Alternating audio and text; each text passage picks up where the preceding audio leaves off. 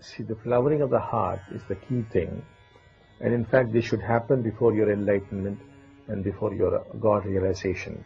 In fact, the order is the flowering of the heart, enlightenment, and then God realization. That is the best order, though it can also be reversed.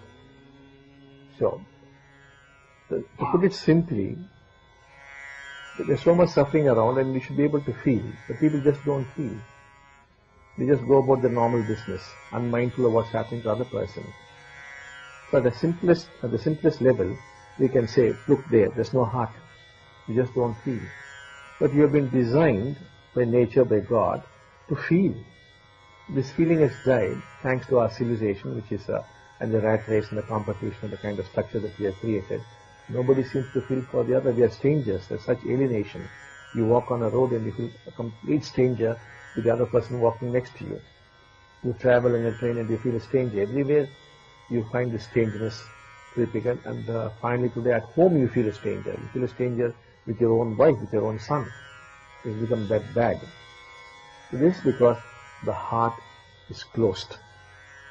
Now it is possible to open up the heart. When the heart opens up, you cease to be self-centered.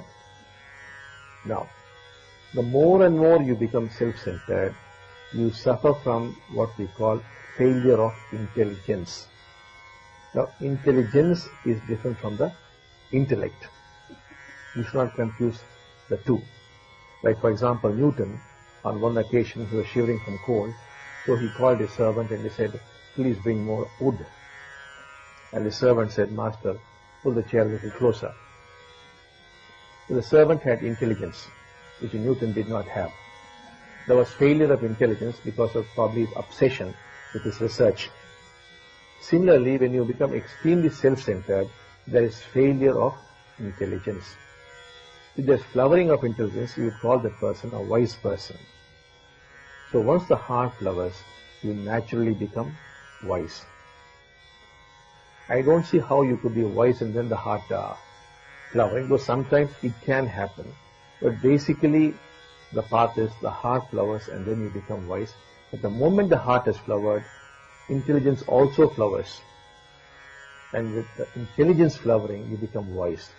Whereas if you're too self-centered, there's failure of intelligence and you cease to be a wise person.